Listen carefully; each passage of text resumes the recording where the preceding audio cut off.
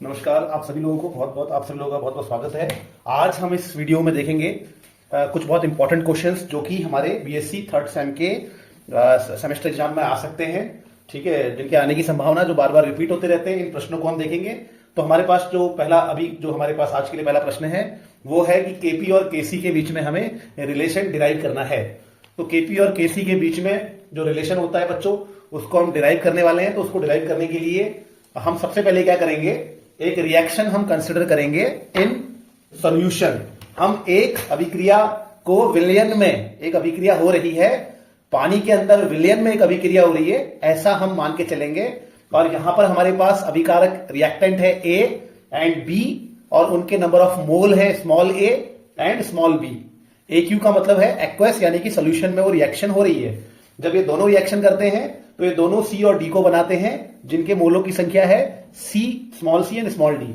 और ये reaction forward direction में भी होती है और बैकवर्ड डायरेक्शन में भी हो रही है, यानी कि ये रिएक्शन है रिवर्सिबल रिएक्शन। कोई अगर आपसे पूछेगा कि रिवर्सिबल रिएक्शन किसको कहते हैं, तो ऐसी रिएक्शन जो फॉरवर्ड डायरेक्शन में भी होती है और बैकवर्ड डायरेक्शन में भी होती है, ऐसी रिएक्शन को हम रिवर्सिबल रिएक्शन कहते हैं। तो ये एक रिवर्सिबल रिएक्शन है। तो ये ए और बी आपस में रिएक्शन करके सी और डी को बना रहे हैं। फिर सी और डी धीरे धीरे जब सी और डी बन रहे हैं तो सी और डी भी आपस में अभिक्रिया करके, आपस में रिएक्शन करके ए और बी को बना रहे हैं। ये एक रिवर्सिबल रिएक्शन है। रिवर्सिबल रिएक्शन कुछ देर के बाद इक्विलिब्रियम में आ जाती है। रिवर्सिबल रिएक्शन कुछ देर के बाद इक्विलिब्रियम में आ जाती है, यानी कि फॉरवर्ड डायरेक्शन में जो स्पीड होती है वो बैकवर्ड डायरेक्शन की स्पीड के बराबर हो जाती है। इक्विलिब्रियम किसको कहते हैं, जब फॉरवर्ड डायरेक्शन में जो रिएक्शन की स्पीड है वो बैकवर्ड डायरेक्शन में रिएक्शन की स्पीड के बराबर हो जाए तो उसको इक्विलिब्रियम कहते हैं। इसको ध्यान रखना, जिसको साम्यावस्था कहते हैं। तो आगे जो रिएक्शन चल रही है, अग्रिम दिशा की ओर जो अभिक्रिया चल रही है, उसकी गति अगर बैकवर्ड जो डायरेक्शन में रिएक्शन चल रही है उसकी गति के बराबर हो जाए तो हम कहते हैं कि हमारी रिएक्शन क्या हो गई है, इक्विलिब्रियम में आ गई है। ठीक है, अब तो ये रिएक्शन हमारी इक्विलिब्रियम में आ गई है, दोनों तरफ रिएक्शन की रेट बराबर हो गई है। तो जब रिएक्शन इक्विलिब्रियम में आती है बच्चों, तो प्रोडक्ट का कंसंट्रेशन आगे को नहीं बदलता है और रिएक्टेंट का कंसंट्रेशन भी अब नहीं बदलता है। यानी कि जब रिएक्शन इक्विलिब्रियम में आ जाती है तो जो भी प्रोडक्ट का कंसंट्रेशन होगा वो चेंज नहीं होगा और जो भी रिएक्टेंट का कंसंट्रेशन होगा वो भी चेंज नहीं होगा। ठीक है, इक्विलिब्रियम में ऐसा होता है। तो इक्विलिब्रियम में ये और ये, इन दोनों के कंसंट्रेशन अनचेंज रहते हैं। तो इसीलिए इनके कंसंट्रेशन का रेशियो, कंसंट्रेशन यानी कि सांद्रता, इनकी सांद्रता निश्चित रहती है इक्विलिब्रियम में। इसीलिए इक्विलिब्रियम में इनकी सांद्रता का अनुपात भी निश्चित रहता है, जिसको हम कहते हैं इक्विलिब्रियम कांस्टेंट। तो इक्विलिब्रियम में प्रोडक्ट का कंसंट्रेशन और रिएक्टेंट का कंसंट्रेशन अनचेंज रहता है, चेंज नहीं होता है।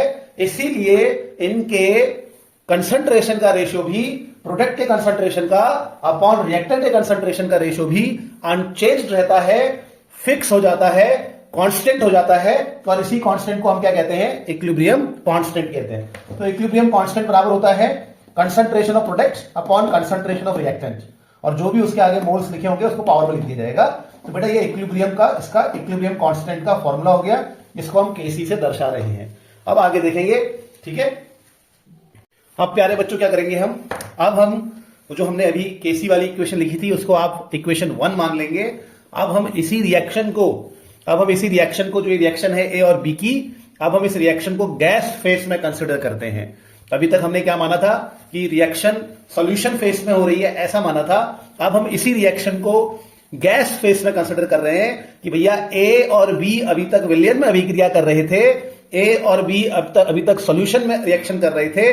अब हम ए और बी की रिएक्शन को गैस फेस में मान के चल रहे हैं। तो गैस में ए और बी आपस में रिएक्शन करके सेम वही सी और डी बना रहे हैं, और ये रिएक्शन भी रिवर्सिबल है, बैक डायरेक्शन में भी हो रही है।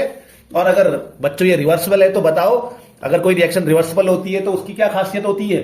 अगर कोई रिएक्शन बच्चों रिवर्सिबल होती है तो उसकी सबसे बड़ी खासियत ये होती है कि कुछ समय के बाद वो रिएक्शन इक्विलिब्रियम में आ जाती है। कुछ समय के बाद वो रिएक्शन किस में आ जाएगी, इक्विलिब्रियम में आ जाएगी। यानी कि फॉरवर्ड डायरेक्शन में जो अभिक्रिया की गति है वो अभिक्रिया की गति बैकवर्ड डायरेक्शन में भी हो जाएगी। तो जो भी रिएक्शन रिवर्सिबल होती है कुछ समय के बाद उनकी अग्रिम दिशा फॉरवर्ड डायरेक्शन की स्पीड और बैकवर्ड डायरेक्शन की स्पीड सेम हो जाती है। तो इस केस में भी ऐसा ही होगा। अब ये ए और बी चाहे सॉल्यूशन में रिएक्शन करें, ये ए और बी चाहे गैस फेस में रिएक्शन करें, ये जब रिएक्शन करेंगे सी और डी को बनाएंगे तो रिएक्शन रिवर्सिबल होगी, पीछे की ओर भी आएगी। और अगर रिवर्सिबल होगी तो कुछ समय के बाद इक्विलिब्रियम में आ जाएगी। और अगर इक्विलिब्रियम में आ जाएगी तो बेटा जब कोई इक्विलिब्रियम में आ जाता है तो उसका अपना एक इक्विलिब्रियम कांस्टेंट होता है। तो इस रिएक्शन का भी अपना इक्विलिब्रियम कांस्टेंट होगा। इक्विलिब्रियम कांस्टेंट क्योंकि ये गैस फेस में हो रही है इसीलिए इसके इक्विलिब्रियम कांस्टेंट को हम इस बार केसी से नहीं दर्शा रहे हैं। इस बार हम इसके इक्विलिब्रियम कांस्टेंट को केपी से दर्शा रहे हैं। ठीक, किससे दर्शा रहे हैं? केपी से हम इसका इक्विलिब्रियम कांस्टेंट दर्शा रहे हैं। और इक्विलिब्रियम कांस्टेंट केपी, जैसे पीछे हमने केसी बराबर क्या पढ़ा था? Concentration of product upon concentration of reactant देखा था। तो इस बार हम कंसंट्रेशन नहीं लेंगे क्योंकि हमारी रिएक्शन गैस फेस में हो रही है प्यारे बच्चों। इसीलिए इस बार हम कंसंट्रेशन ना लेते हुए हम क्या लेंगे? कंसंट्रेशन नहीं लेते हैं। अगर रिएक्शन गैस फेस में हो रही है तो उसकी जगह पे हम लेते हैं पार्शियल प्रेशर, गैस का अपना प्रेशर।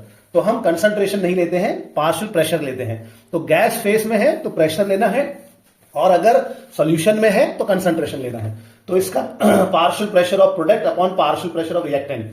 तो सी का पार्शियल प्रेशर का मतलब होता है अगर उसी गैस को लिया जाए तो वो गैस कितना प्रेशर बनाएगी, इसको पार्शियल प्रेशर कहा जाता है। तो सी का पार्शियल प्रेशर पीसी, डी का पीडी, ए का पीए और बी का पीबी पार्शियल प्रेशर होगा। और जो भी इसके आगे नंबर ऑफ मोल लिखे होंगे प्यारे बच्चों उसको हमने क्या करना है? पावर में लगा देना है। ये हमारी इक्वेशन 2 होगी। इससे पहले वाली केसी वाली इक्वेशन को आप इक्वेशन 1 लिख लीजिए। नाउ बच्चों अब हम क्या करेंगे? आइडियल गैस इक्वेशन देखेंगे। आइडियल गैस इक्वेशन क्या बोलती है प्यारे बच्चों? आइडियल गैस इक्वेशन कहती है पीवी इक्वल टू एनआरटी। तो पीवी इक्वल टू एनआरटी लिखेंगे। इसके बाद वी को हम एन के बट्टे में लेके जाएंगे, डिवाइड कर देंगे, वी को नीचे लेके जाएंगे और n upon V. N upon V प्यारे बच्चों क्या होता है? एन क्या है? एन है नंबर ऑफ मोल और वी क्या है? वॉल्यूम। तो नंबर ऑफ मोल और वॉल्यूम के इस रेशियो को हम क्या कहते हैं? कंसंट्रेशन। तो हम यहां एन अपॉन वी की जगह पे क्या लिखेंगे? सी लिख देंगे। तो P इक्वल टू CRT हो जाएगा, यानी कि C क्या है? यहां पे कंसंट्रेशन है। अब हम पार्शियल प्रेशर ऑफ A को कैसे लिख सकते हैं? Partial pressure of A equal to, तो यहां पे partial pressure of A equal to क्या आ जाएगा? Concentration of A RT। Partial pressure of B equal to क्या आ जाएगा? Concentration of B RT। Partial pressure of C को क्या लिख सकते हैं बच्चों? Concentration of C RT। और पार्शियल प्रेशर ऑफ D को कंसंट्रेशन ऑफ D RT लिख सकते हैं। अब इन सभी को उठा के बच्चों आपने सेकेंड इक्वेशन जो है आपकी उसमें पुट कर देना, यानी कि पीए की जगह पे पीए का मान रख दो, पीबी की जगह पे पीबी का मान रख दो। इस प्रकार से आप रखेंगे तो देखते हैं सेकेंड इक्वेशन क्या बन जाती है। अब क्या करना है बच्चों? हमने जो हमारा पार्शियल प्रेशर की वैल्यू थी जो अभी हमने निकाली थी, पीडी, पीए, पीबी, पीसी, ये जो वैल्यू हमने निकाली थी बच्चों, बस इन वैल्यूज को हमें क्या करना है? इक्वेशन 2 में पुट कर देना है। इक्वेशन 2 में क्या था? केपी पार्शियल प्रेशर ऑफ सी था, तो पार्शियल प्रेशर ऑफ सी की जगह पे क्या आ जाएगा? सी आरटी आ जाएगा। Concentration of C and RT आ जाएगा। कंसंट्रेशन ऑफ सी और RT, partial pressure of C की पावर सी था ना, तो इसलिए सी यहां पर भी आ जाएगा। कंसंट्रेशन ऑफ सी में कंसंट्रेशन ऑफ आरटी। अब सेकंड इक्वेशन को देखेंगे बच्चों, प्यारे बच्चों जल्दी सेकंड इक्वेशन को देखो। तो सेकंड इक्वेशन में क्या लिखा था? केपी इक्वल टू क्या लिखा था? पार्शियल प्रेशर ऑफ सी की power c, partial pressure of D की power d, partial pressure of A की power a, partial pressure of B की पावर बी।